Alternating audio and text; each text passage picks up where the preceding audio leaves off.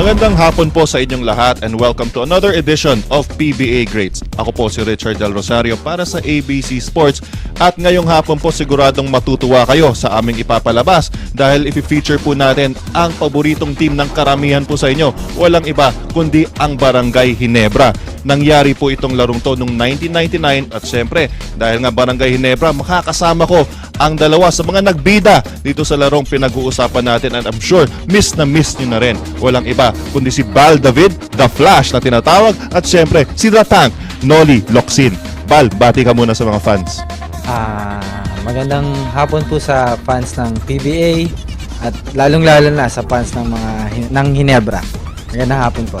Noli, ito naman. Magandang hapon sa inyong lahat. Sana mag-enjoy kayo ngayon sa papalabas natin. Sigurado mag-e-enjoy sila kasi nga sigurado nami-miss na nila rin kayo no? Nahin natin ito si Bal. Bal, bigla kang nawala 2005 nung huli ka nilang nakita na naglaro tapos na-injure ka and then after that injury parang wala na, hindi ka nakabalik. Oo, di ba? So ano nangyari? Ano nangyari sa'yo? Sa knee ako ni-injury ako then inaoperahan ako noong 2005. Tapos yun, after nun, nahirapan na ako makarecover. Talagang masakit na. So, yun, I decided to quit na. Okay, and then after, ano nangyari sa'yo? Saan ka nagpunta? Yun, nagpunta ako Sandalisa States noon. Tinignan din yung knee. Tapos, yun nga, pagbalik dito, yun, nag-put up ng konting mapagkakakitaan. So, yun, medyo kumikita naman ito. Buti naman na naisipan mong bumalik kasi merong mga usap-usapan nun, parang sabi nila, nasa States ka ng araw na baka doon ka na magstay. Anong naisipan mo at bumalik ka? Hindi naman kasi medyo may mga kailangan pa rin kasi yung dito. So, yun nga. Tsaka yung parents ko medyo mahina kaya kailangan bumalik talaga. Pero mukhang kondisyon ka pa hindi ka pa naman tumataba.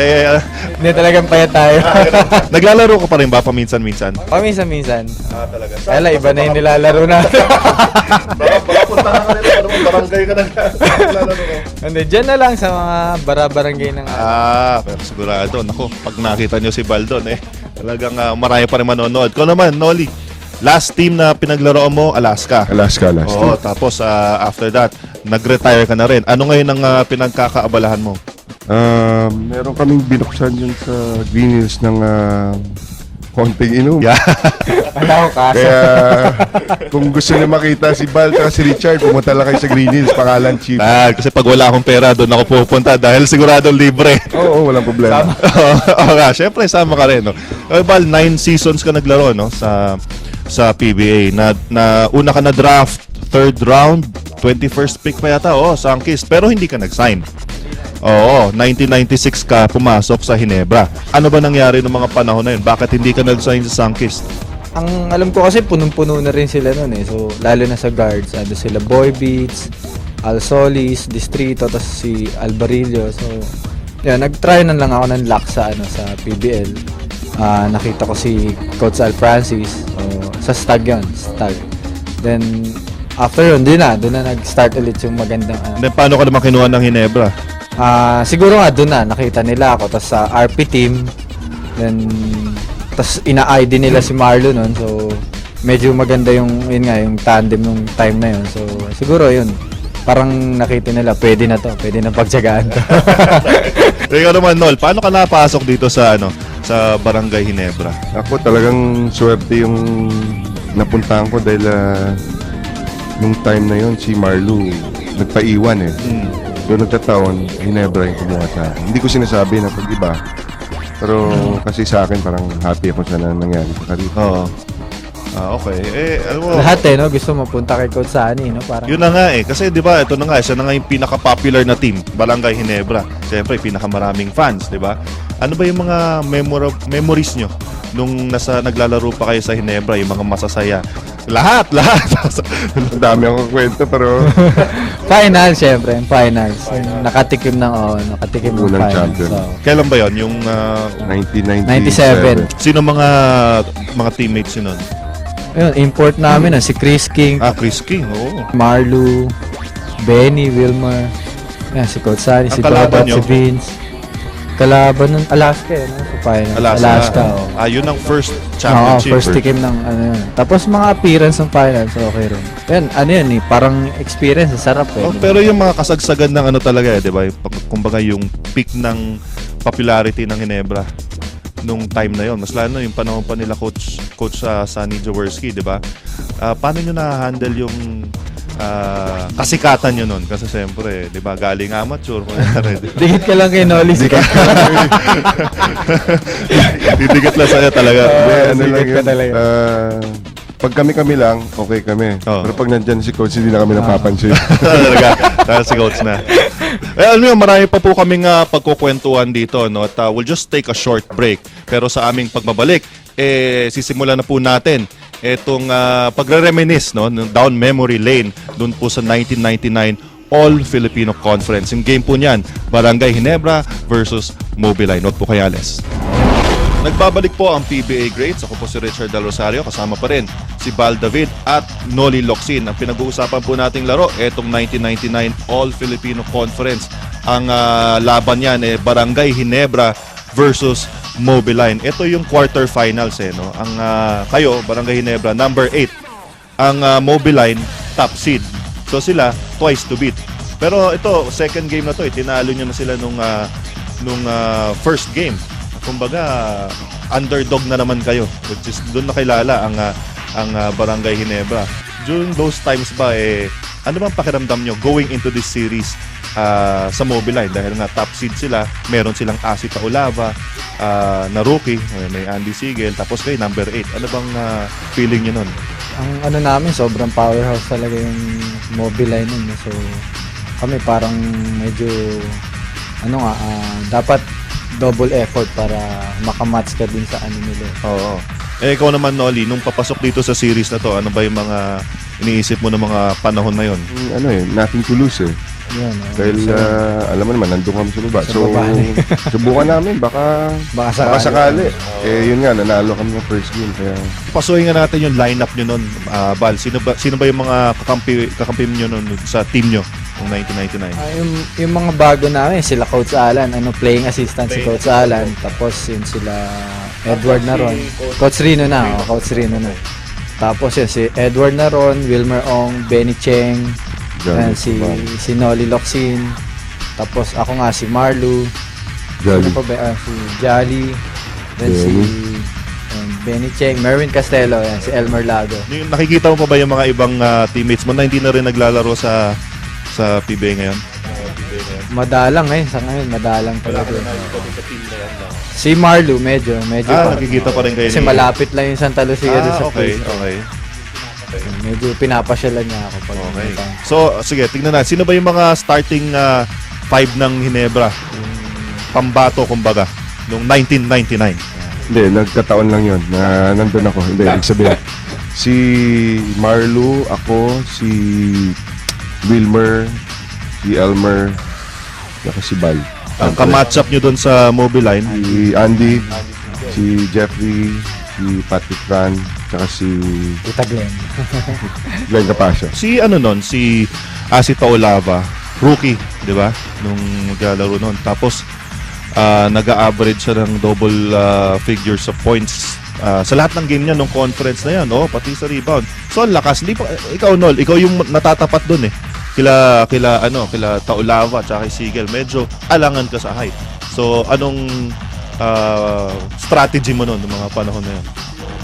Hindi, kaya nung game 1 saka game 2, hindi na ako nagbabantay masyado kasi nung elimination, 2 beses kami natalo dahil hindi ko nga mag-guardian dahil laki. Kaya Nadala niyo ulit sa kain. sobrang Sinasagasaan mo na lang malaki. eh. Talaga, malaki na, malakas pa. Kaya ang hirap Pero, I bantayan. mean, ikaw yung may inaasahan, kayong dalawa ni Marlu. Tapos, ito, Twin Towers na Taulava. Tsaka, Sigel yan. Pero, kayo ba, ni Marlu, may pinag-uusapan ba kayong mga strategy nun kung paano nyo finally tatalunin? Dahil nga, 2 beses kayo tunalo sa wala, banggain nyo na lang ng banggain tapos sikuhin nyo na lang ng sikuhin. Ikaw walang ang ikaw ang kamatch-up mo, sila Patrick, sila Jeffrey. Ano naman ang kumbaga game plan mo nung kalaban sila? Sa akin kasi magmula nung pumasok ako sa sa PBA, ang nasa isip ko nun kasi maliit ako tapos payat pa. So, parang mentalidad ko nun, dadaanin ko lang talaga sa bilis eh. So, kaso sila Jeff medyo talagang malaki yung build. Tapos si Patrick nakasama ko sa UST, talagang defender. So, yun lang talaga ang plano ko nun, daanin ko na lang sa bilis. Tapos, yun nga, medyo may konting points na lang. Kaya lang talagang mahirap dahil mga defender yung mga yun eh, si Jeff tsaka si Patrick. So, Pero nung nanalo kayo nung game 1, kumpiyansa na ba kayo na kaya niyong tapusin to kahit may twice to beat disadvantage kayo? Hindi naman siya kayang tapusin, no? Parang pwede pala eh. Pwede mangyari. So, bakit di natin subukan. no? Gano'ng kalaking factor yung crowd? Kasi ano ba nararamdaman nyo pagka nadidinig nyo na Hinebra? Yung mga ganyan. Sarap dahil Nakaka-inspired yun. Nakaka-inspired yun. malaking tulong. Well, ito na nga, hindi na natin patatagalin, no? Panoorin na. Balik na tayo dun sa 1999 All-Filipino Conference. Panoorin po natin ang first quarter ng labanan ng Barangay Hinebra at Mobiline Phone Pals. Magandang gabi and welcome sa Bayan ng Superstars. Ito po mismo ang mangyayari dito sa ating araw na ito ng Miyerkules. Second of a double-header knockout. Nanalo na po kanina ang Alaska. So they face Tanduay starting Friday. Ito po ang opening tip and first possession belongs to Mobiline. Ariaso jumper and it scores the first 2 points of the ball game. Kaya na sinabi natin, importante, sinabi ni Coach Seng, halaga na makapasok agad dito at maka-establish ka agad ng iyong ball game.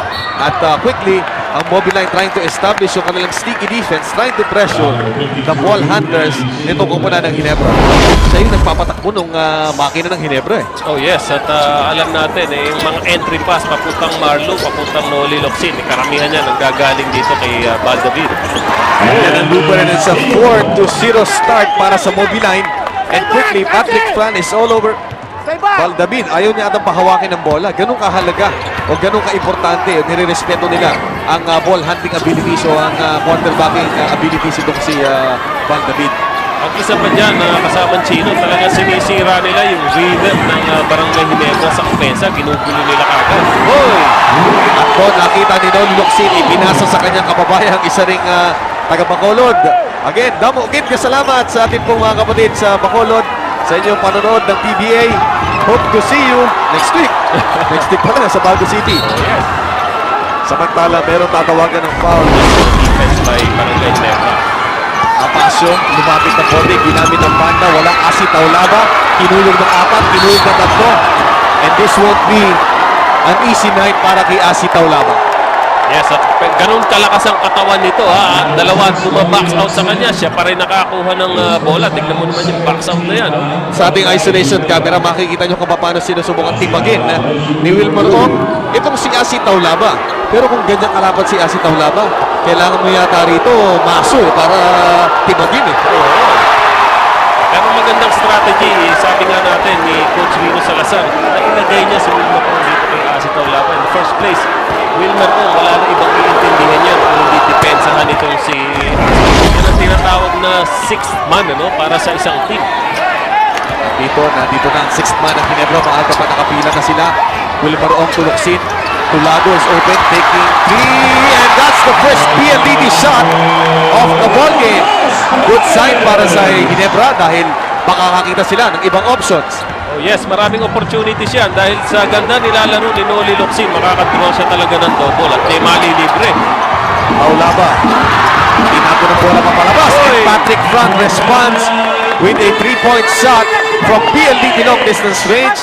Mobiline by 3 points and Mobiline up to the task at least dito sa first 3 minutes of the ball game. Yes, at similar yung sitwasyon doon. Double team kay Taulaba, may nalibre rin sa kabila. Locsin ginamit ang kanyang tangking baraso. Locsin pa rin na nakakuha ng offensive rebound. Marlo Aquino nasa labas. Baldavid ngayon, 3-point shot. Baldavid is short. Medyo nagmadali si Baldavid doon, kaya yung tira niya kahit open hindi umabot.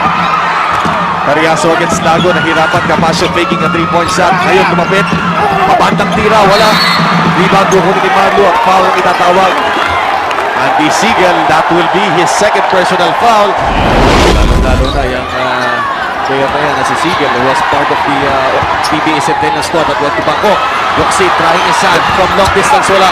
Asi Taulaba, nabitawan ng bola. Masyadong